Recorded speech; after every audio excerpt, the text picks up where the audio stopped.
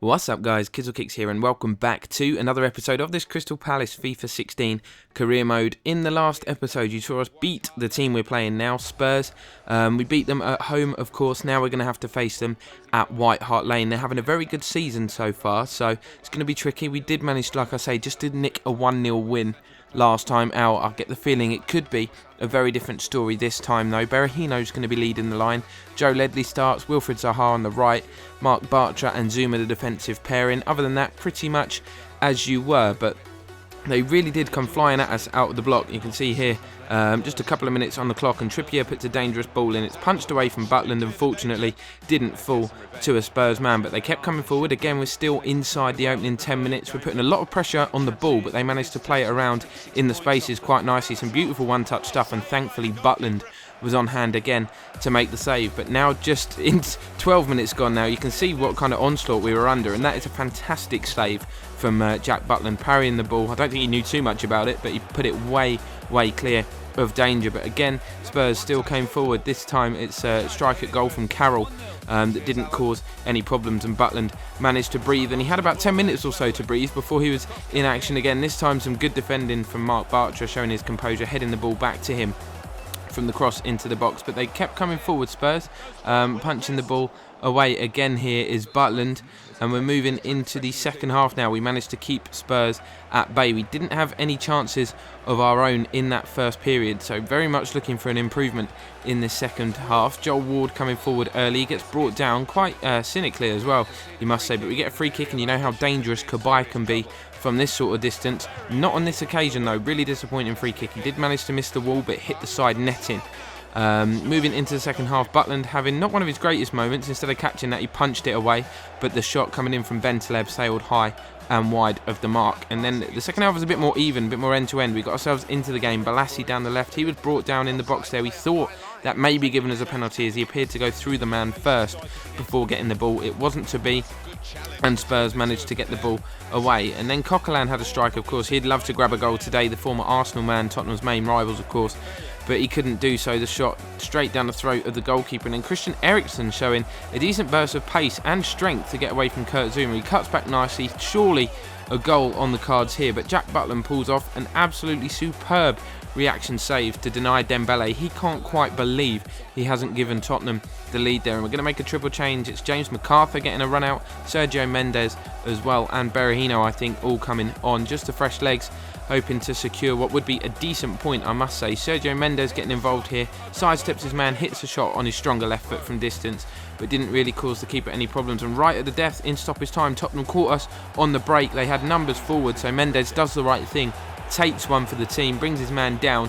Thought he was going to get a yellow here, but the referee comes over and brandishes a straight red. So quite unfortunate for the youngster. He is now going to be suspended, and as you can see, it was quite a late challenge from behind as well, so can have very little complaints. But it did stop the Spurs counter-attack, meaning this would be their last chance of the game. It fell to Alderweireld. He touched it onto Eriksen, who laid it out wide to Danny Rose, but the offside flag was up, and we managed to escape from this game where we were dominated, it has to be said. Apart from a few chances, we escape with a decent point. And that man Jack Butland is still very much in demand. Transfer offers coming in for him left, right and centre. You can see Dutch club here, then Schalke coming in with an offer as well. We're not interested in selling him. Hennessy is our next best keeper, and I think he's already agreed to join another club, having his contract being expiring and having less than 6 months left. He is, of course, free to negotiate. But back into the cup competitions now, where we seem to be doing quite well this season.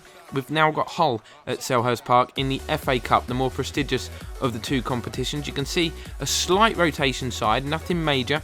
James McArthur getting a rare opportunity in midfield. Hull are lining up in quite a negative formation, 5-3-2, but there are some players on there that you will recognise. This man being one of them, Michael Dawson at the back. He'll want to forget that moment though. Presents the opportunity to Cabaye. He nips in, makes no mistake, finishes that like a true number 9, smashing the ball past the keeper and into the net. So a dream start gifted to us really by former Tottenham man Michael Dawson. So not too many complaints there, but then Sincraven skips into the area, complaints about that finish. Should have made it 2 as far as I'm concerned. The angle was against him, and it was a decent save from the goalkeeper, but still a golden opportunity, and we want to kill this game. This competition is one we want to go far in, want to pick up as much silverware as possible. Of course, you've got to be in it to win it, and that's how we want to stay. A short corner though, shortly after that, Kabai goes down in the area, under minimal contact, I must say, but enough for the referee to point to the spot. He dusts himself off, has the chance to double our lead, and he takes it, smashing the ball into the roof of the net. Crystal Palace 2, Hull City 0, and once again we are cruising in this cup competition. Obviously this is an area we wanted to improve this year, having done really poorly in both the domestic cups last year. It's nice to actually put a bit of form together, shall we say. Hopefully it won't affect our league form too much. Of course, we have got quite a difficult battle trying to get a European spot this season, but we'll do our best to kind of juggle the fixtures. We've got a bit more strength in depth than last year. Good turn from Video there, by the way, and having a really good shot which whizzed past the post. But as I was saying, we've got much better strength in depth, so hopefully with the right management of the side and the right rotation, players can stay fit, and if we can avoid injuries, of course, because they are a key part of the season. If you get a real key player injured, then you really are bang in trouble, but hopefully we can avoid some injuries. Video here trying to make it 3, again smashing the ball over the crossbar, but this is sort of the luxury we have when we're winning against lower league opposition. We've got Jack Cloesi and Juan Maresca, 2 of the youth players that we've brought in that have got fantastic potential. You can see we've been training them up as well. It's nice to give them some first team opportunity. Hopefully that won't come back to cost us, as Hull kind of get a little bit of a grip on this game. Nothing came of that attack, but you can see Video, what kind of challenge is that? Dawson, I think it was, not having one of his finer moments. He gave the ball away again, out-muscled by Video, and he just goes straight through the back of him, and of course the referee issuing a straight red. No arguments there. Video just out-muscles him. Dawson, out of retaliation and frustration really, just decides to lunge down the back of his Achilles really. You can see Video was fuming with the challenge, and he done well not to get injured himself from that challenge. But Juan Maresca picks up the ball, chips it through to that man, Video. He couldn't really get past the defence, but his hard work, he closed the keeper down, and that's a reward for anyone working hard. He deserves a goal today. He's been very good. He's had a few efforts that came close, didn't force the keeper into a save, but he's embarrassed the keeper there. He was muscled off the ball, it was passed back to him, he closed him down and was rewarded for that work. Hull had a chance to get themselves level. Jake Livermore, of course, former Premier League man, you'll all know him, firing over the crossbar. And then later on in the game, the ball is passed inside. It's Jack Cloesi, the youngster, with a really good shot on his right foot here. It was dipping, was going in, but the keeper turned it over the bar. Of course, it didn't matter this late on with a 3-goal lead, whether that went in or not. We managed to progress through to the next round. And then a couple of people coming to us after this game, a couple of players unhappy. Perhaps Suarez wants an increase in his wages. That's not going to happen. And then Dwight Gale is asking for some more play time, but we're going to look at strikers. Moses Simon is a player that was suggested, so we're going to send the inquiry for him. Eric Durm, another player that one of you guys suggested back in the comments, and Kieran Gibbs as well. We have been looking for a left back, as you know. We haven't yet managed to secure the services of one. They're the players we're going to send inquiries for, and hopefully we can bring at least one of them to the club. But looking at the Premier League, of course, just the one game in today's episode, we picked up a draw against Tottenham, which leaves us in 5th place. 20 games gone, just 18 to go. 10 wins, 5 draws, 5 defeats.